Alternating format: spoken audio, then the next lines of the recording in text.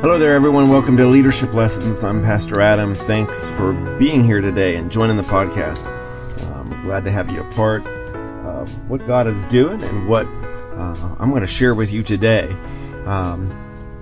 Really, today's podcast is going to be somewhat different than it has been in recent times. And let me just say at the outset, some of you who follow, I know many of you don't necessarily download the podcasts. You don't want to take up space on your device, but you listen to it. And we're appreciative of that the fact that you're listening, whether you listen or you download, we're appreciative of that. But I want to just say at the outset, some of you may notice that we are now uploading some sermons so that you can hear more than just leadership content. And we'll do our best to indicate what's a sermon, what's a podcast, but we're uploading more and more for you so that whether you're driving and you want to listen, or working out or walking or at home cleaning or whatever you're doing, that you have access to the Word of God. And we pray that some or all of that we share will be a blessing to you and help you. And so all of that's available. Of course, some of you may listen on Podbean and the app, and if you don't have that app, you can download it for free. Just by going to your Google Play Store or wherever you download your apps, you can do that. Also, you can just access everything that all of our podcasts by visiting the website at freshfirechurch.net. And if you click on the media tab, you'll see access to the podcasts there. But today's is going to be a little bit different because I want to share with you. I really just want to share with you some lessons learned, as I think back over my life, as I think back over the years of leadership, and even the years when I didn't know anything about it. There's been lessons that are learned, and sometimes they're learned through teachable moments. And then there's times where they're learned the hard way. They're just learned by doing. And so it really just depends. So I want to share some of those with you because as a leader, I've had my share of upbeats and complete beatdowns, let me tell you. And through all of it, I've kind of picked up different nuggets that I can pass on. And that's what I want to share with you. I hope that my mistakes and even my successes can help you. And so I want to share some of those with you today. And I'm not going to take a lot of your time today on the podcast, but again, this is a little bit different of a theme than what we normally do. But the first lesson I would share with you is if you're not willing to really be a servant in such a way, as we could put it this way, if you're not willing to clean a toilet or be a servant, then you shouldn't be a leader. All right. The notion that you and I are too good for anything or something or someone immediately makes us a weak leader.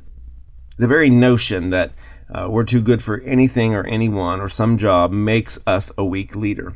Because, see, a leader is someone who I would say has the humility and the drive to do whatever it takes to make sure that the goals are achieved.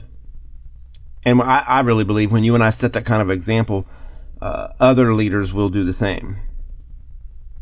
All right. Other people will do the same. They'll follow you. Number 2, make wise decisions. Making wise decisions is at the heart of leadership. I say that because as a leader, you will need more wisdom than you can possibly ever imagine. I once heard somebody say that, I heard them say that wisdom, they described wisdom as knowledge with scars. I want you to think about that. That wisdom is really knowledge with scars. And boy, I think that's true. Because when making a call to go left or to turn right, or whether to say yes or no to something, to dive in or to wait, to hear all sides, what's the right decision,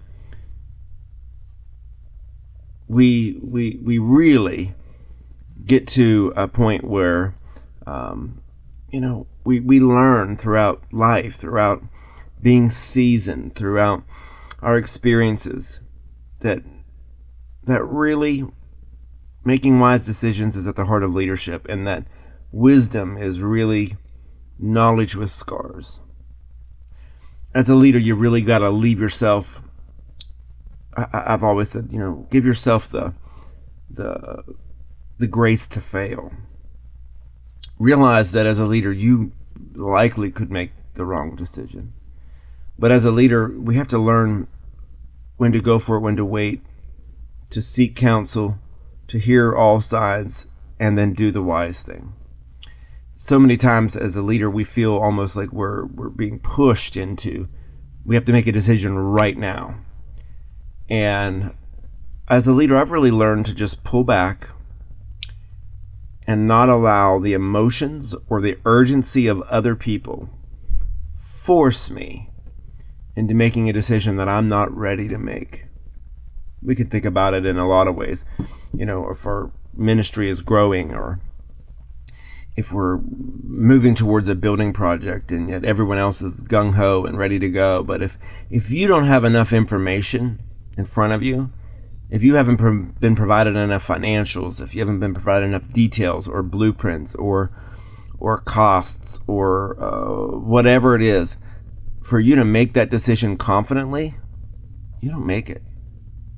And I've really come to a point where I don't allow the emotions, because I've found that especially young leaders, when you are young in leadership, you can easily become guilty of making emotional decisions.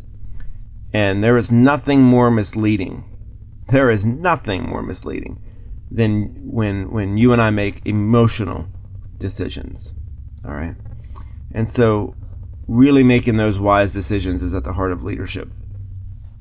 The third point that I would make is trying to make everyone happy is an absolute, it's a surefire way to make no one happy, including yourself.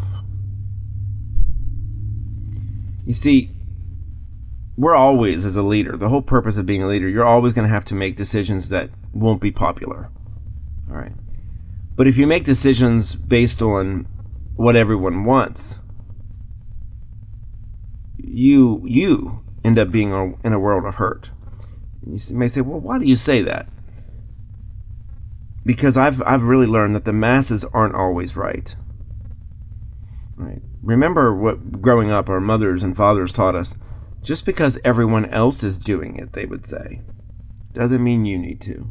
Just because everyone else goes there doesn't mean you need to. Just because everyone else has one doesn't mean you need one. And I've really found that the right thing to do is often not the popular thing to do. Right? You can have a majority of people in your church and your leadership that want one thing. But I've really learned that our decisions as leaders, every time I make a decision, there's a consequence, right?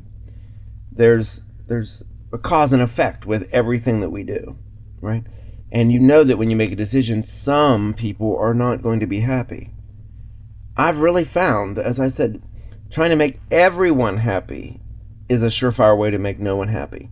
And that includes you. Because if you and I are trying to constantly make decisions, but yet if you compromise between, instead of just saying a straight yes or a straight no, and you try to come up with some compromise to where everyone's happy, and you do that a lot, you really do an injustice to yourself.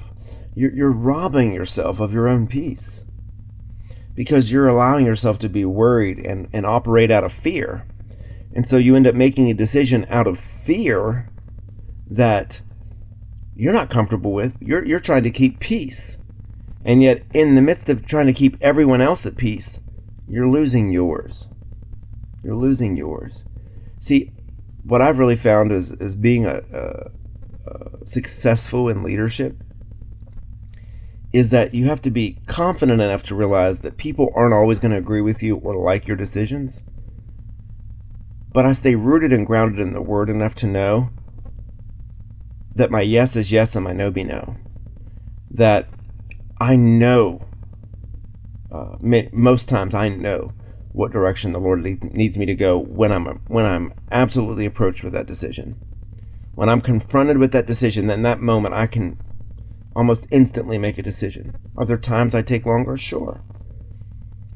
But it's important that as a leader, especially in the church, that you are so rooted and grounded in the Word, that you have a relationship, that you know what the heart of God is, that you know what the right thing is for you and I. Don't keep everyone else happy at the expense of yourself. Don't do that. Don't lose yourself. And boy, I could elaborate on that some more today, but I won't. Number 4, if you aren't fully invested, no one else will be either. See, I say that because I don't think there's anything worse than following a half-hearted leader who is just going through the motions. Because eventually, other leaders will fill the void and pull your team in many different directions and create conflict and all sorts of things. Or it kind of creates this attitude among the leadership, the kind of who really cares attitude. And in that way, is it better to stay home at that point, right? Than just coming in and doing more damage. You've got to be fully invested, or no one else will be either. If you're not fully sold into your idea or the vision or what direction you're leading, no one else is going to be either. That's why you've got to know that you've heard from God. That's why there's a difference between a good idea and a God idea. A good idea and a God idea. If it's a God idea and He has birthed it and given you vision and passion for it, friend, I want to tell you, and you believe and you share that vision, then I'll tell you, you'll be able to lead. You'll be fully invested. All right. The 5th thing I want to point out to you is that I really believe that not all leaders are power-hungry tyrants. All right. Of course, there are people who lead and they're power-hungry. There's people that are in leadership, sure, and they shouldn't be. Right? They shouldn't be in leadership because they are power-hungry. You know, we kind of live in a culture in this time when just our culture, or even our nation, is suspicious of all kinds of leaders. You know, yeah, bad leaders do exist, but most leaders are well-meaning people. They're just trying to do the right thing and do it the right way with the right people. And pointing fingers at them really does no good. I've really found that we've got to connect with them, learn from people, encourage them, realizing that everyone needs that. And if we're worried, that they will turn into a power-hungry tyrant, right? Then don't create that kind of culture, right? Those kind of leaders, they're rare and they don't last forever. All right. I really believe we have to. It is my responsibility as a leader, as the senior leader of, for example, this ministry. I have to create a culture where power-hungry tyrants can't thrive, right? Where they're not going to be rewarded with more authority, where they won't be rewarded and just blanketly trusted, right? And so we have to be very careful to not create a culture that draws on that, but that to create a culture where, you know, real people who are leaders and want to develop the leader that's within them, like I had been sharing with you, can grow. All right, we have to do that, because the 6th thing I would point out to you is that a title doesn't make you a leader. Right? Just because you appoint someone to something doesn't immediately make them a leader. You've heard me say through other teaching that I believe all of us are called to leadership. It's just if you never develop the leader that's in you, you'll always remain a follower. because leaders aren't just appointed. Leaders emerge. Leaders really do emerge. If you need a title to make you a leader, then what ends up happening is you'll have insecurity issues and fail to win the heart of your team. Don't allow that to be you. Wherever you are at right now, whatever you're doing, lead where you are. And when you're finally in a position of influence, you'll be ready for it. Right? You'll be ready for it. The difference, you've probably heard me on the podcast before. I did some teaching about the difference between managers and leaders. Managers want authority, all right? But leaders take responsibility.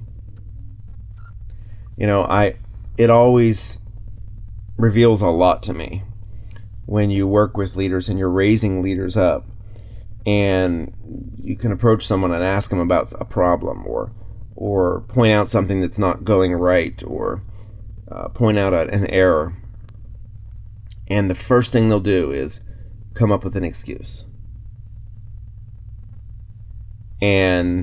But a real leader takes responsibility. Whether anyone else was involved or not, they'll say, you know what, I'm sorry, I dropped the ball on that. You know what, I'm sorry, I missed that. I'll fix that. That's the difference. A leader takes responsibilities, where managers seek the authority. They seek the authority. There's a few other things that I wanted to share with you today, but I'm going to stop there because I told you it was going to be a quick podcast and that it was going to be different, and I'll share some more of tips and things with you on the next part of this that we'll complete. But I wanted to just keep it brief and really informal, and I'm just kind of sitting here recording this with you, having my coffee, and just sharing with you things that I think can help you. It's as if you would be sitting here in my office and we would be having coffee and just sharing our hearts. These are practical things that I think can help all of us as leaders mature and grow in our leadership abilities and capacities. And I want them to help you. And they're just things that we learn along the way as a leader. And I wanted to be able to maybe inspire you, challenge you somewhat with them. Friends, we appreciate you listening. And as always, as I said at the beginning of the podcast, you can visit our website at freshfirechurch.net. We're really trying to create it and update it to be a place where you can find all kinds of resources, even things that aren't necessarily directly from our ministry, but a resource where you can go and find things that'll help you in your walk with God and raising you up as a leader. And so bear with us and be patient as we're continuing to grow the content and update things there. But you can find it all at freshfirechurch.net. And of course, connect with me on social media. Links to all of our social media sites are also connected there on our website. And so we look forward to hearing from you. And friends, we love you. We're praying for you always. Always we're praying. But I pray, until next time, that the fire of God consumes your life. Goodbye, friends.